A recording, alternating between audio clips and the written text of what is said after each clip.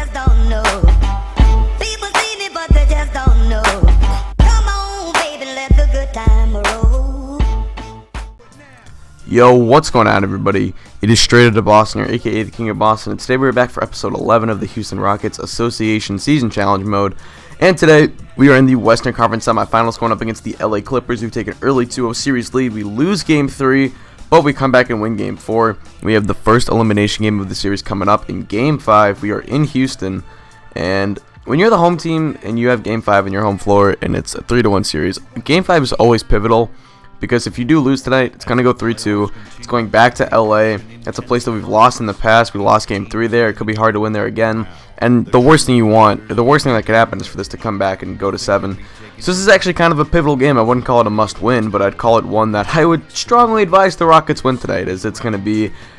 it'll be very tough to go back to a Game 6. You got a desperate LA Clippers team, kind of playing with house money at this point. Although, actually, I wouldn't say that because the Clippers do have really high expectations for this season, and if they do have another second round exit, it's probably not gonna be I should say you're probably gonna see some shakeup, maybe like Blake Griffin trade or something like that. I'm not really too sure, but nonetheless, Jamal Crawford tries to say that early on that was a failed alley-oop attempt that would go out of bounds, and we're gonna pick it up here. 2-2 is the score. Patrick Beverley getting the start. You did see earlier in the episode Jeremy Lin went down with a sprained MCL, so he's coming off the bench right now in a bit more of a limited role. I'm giving Beverley some more minutes. Parsons knocks down that 3. Now Beverley tries to get the steal. Jordan gives it to Blake, and Blake finishes that one with the right. And it's down to a 5-4 lead. 7-6 is the score. Matt Barnes going to Jordan down low. But for some reason, Parsons tried to help out, even though we really did not need to help out on DeAndre Jordan. Leaving Matt Barnes open for 3, and Matt Barnes knocks that one down. Now James Harden with the ball, trying to do some dribble moves, and he just pulls up right in Jamal Crawford's face. And Crawford, just not a strong defender, and he's showing it right there. It's a 10-9 ball game here. Rockets on top by 1. Chris Paul looking for the lob to Blake Griffin. Lob City is in the building. 11-10 now is the score. David Lee going to work in the post-up, being covered by the smaller Jamal Crawford. They don't help out with the double team, and Lee takes him one-on-one in the post and gets the left-handed layup to go. 12-11 is the score. James Harden trying to get into the lane here, being covered by Chris Paul. Now Harden getting in, pulls up in his grill and knocks that one down. A nice shot by James Harden, who, I don't know if you guys have seen those videos recently, like floating around the internet, of James Harden playing absolutely lackadaisical defense in real life, that is. And those are pretty funny videos. You can check them out. But nonetheless, Jamal Crawford, offensive rebound. You don't see that too often, and he finishes that one home, 14-16. Clippers are on top, and they get the steal here. Antoine Jameson with the ball, looking up the court to CP3. Chandler Parsons cannot get there for the chase down block, and Paul lays it in, and it's up to a 4-point lead for the Clippers.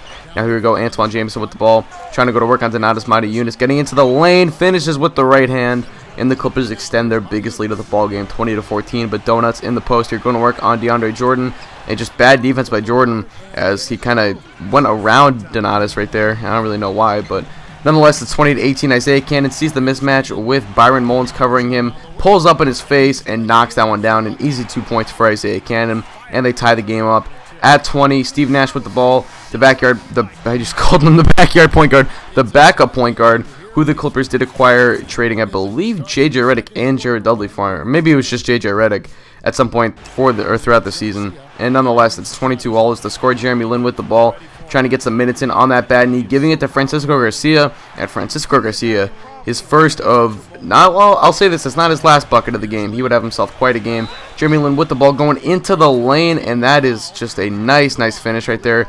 Being covered by Nick Young, who was also acquired in the Steve Young trade. I knew that, or the Steve Nash trade. I knew I could get by him, and I knew that Jeremy Lin was going to be able to finish in traffic, so I went up with it and got the nice little and one. But Steve Nash answers back with 3. Now here is Reggie Bullock, the rookie out of UNC, knocking that one down, and it's a 32-29 lead for the LA Clippers. Now here's still the same score. James Harden with the ball, looking for the screen from Patrick Beverley, gets around it and slams that one down. 2 hands in traffic. James Harden, Fear of the Beard, looking good in the paint right now. And here we go, David Lee putting up the second free throw. It's no good, but Dwight is there on the offensive board, and he puts it back in. And we extend our lead. We have our largest lead in a while now. 38-35 is the score. Here's Matt Barnes looking for Nick Young on the perimeter, giving it to Jamal Crawford. Harden, bad defense. Crawford gets into the lane, gets in, and puts up that layup in traffic and 1. 38-all is the score. Back and forth game right now. James Harden on the fast break, slams that down, 2 hands. Nice find by Patrick Beverley. And Harden's got 13 points on just 9 shots so far. Very efficient night for him. And Jamal Crawford trying to go in the lane. He's going to pull up from the free throw line. No good, but Blake is there for the tip-in. Left-handed off the glass, and it's 42-all. as once again a very close back and forth game. The largest lead of this game was that 6-point lead held by the Clippers, and Jamal Crawford with the floater in the lane. That's too easy for him. Can't let him get to the basket. He's a very good finisher around the rim. But we get a steal looking for Dwight on the break, and Dwight's going to slam this down with 2 hands, and we tie it back up at 44. And that is going to be the score going into the half. 44-44 is the score in a very even game so far. 2 very good offensive teams, 2 not so good defensive teams. In a very defensive game so far, only 44 points for each team so far at the half. I believe this matchup happened earlier in, I know it's going to happen tonight, and I'm recording this commentary on Saturday, and they're playing each other tonight, Saturday night, but I know this matchup happened earlier in the season. The final score was like 137 to 118 or something. Crazy offensive game, but James Harden getting to the line, doing what he does best. He is so good at getting to the line, and he knocks down both free throws, 48-46 the score, but now the Clippers have the lead back, 51-50. Antoine for 3, and he's going to miss that one, but Byron Mullins is there, and Mullins finishes it with the right hand. 53-50. Chandler Parsons with the ball looking for James Harden. Harden is going to go back to Parsons. Has to take the shot, and he puts that one in. Shot clock was getting down there, but Parsons knocks it down. 56-all is the score. Here is James Harden looking on the break. He's going to end up finding Francisco Garcia for 3, and Garcia knocks that one down. In the third quarter would be Francisco Garcia's quarter. You're going to see Garcia getting the ball, giving it to David Lee. Lee behind the back pass to Garcia for 3, and he knocks it down. And the lead is up to 8, the largest lead of the game for either team. Now Antoine Jameson with the ball, looking for Willie Green. Back to Jameson, and Jameson's going to look back to Green. Great ball fake. Garcia sleeping on defense, and he knocks that one down.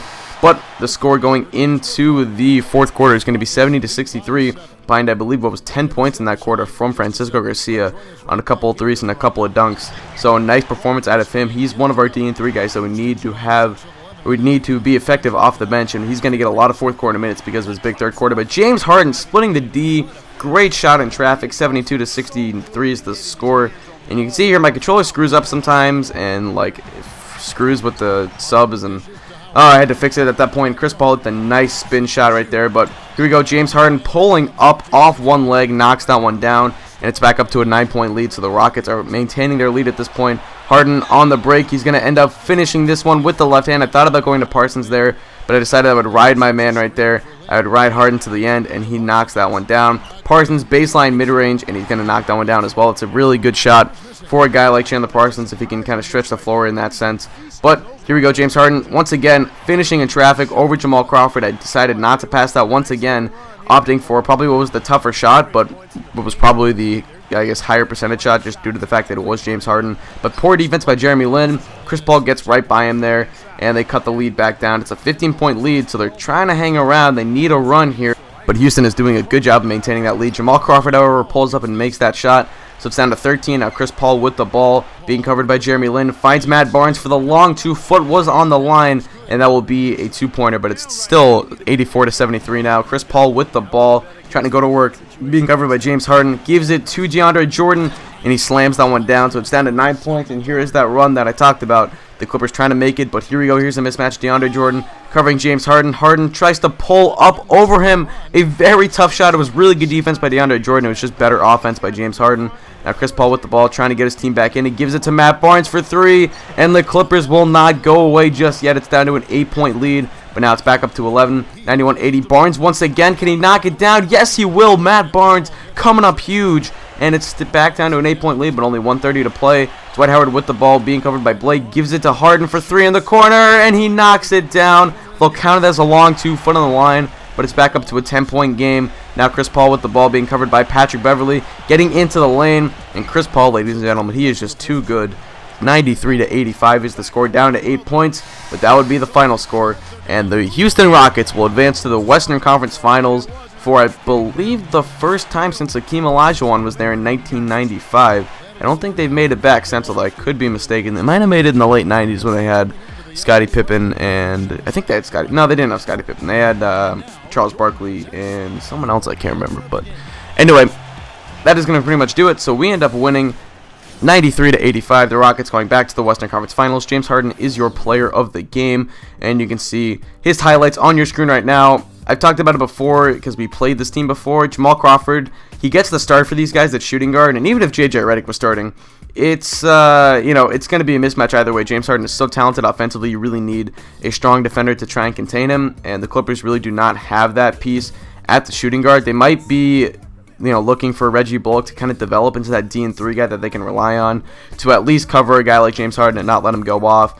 But as of now, they really don't have that guy. They could have tried putting Jared Dudley on him, but I'm not really sure where Jared Dudley was in this game. I think he might still be on the team, but I think they might have actually just traded J.J. Redick and Jared Dudley straight up for Nick Young and Steve Nash, who are two not-so-strong defenders, and they just really did not have anyone. They could have tried putting CP3 on him, but that's a 5-inch height mismatch, and I don't know, they just really didn't have an answer for him, and they really don't have the strong defensive big down low. It's a very weak defensive team. You can see we shot 55%. So, even if they did have a guy to throw on Harden, we probably would have just pounded it down low with Dwight and David Lee. But nonetheless, James Harden, 15 and 25 from the field. I believe that says a very efficient night from him. And you can see Francisco Garcia was our second leading scorer, contributing 13 points to the effort. And overall, great game by the team. Dwight Howard, once again, not scoring a ton, but he got 12 rebounds. He had 4 dimes, and I think he had a steal too. So it was a very good night for him still. And you can see Chris Paul tried all he could do. Matt Barnes had some nice threes. He had 3 of those total, but it just was not enough. The Rockets win, and that's going to do it. So I thank you guys for watching. Hope you did enjoy. It doesn't matter. Peace.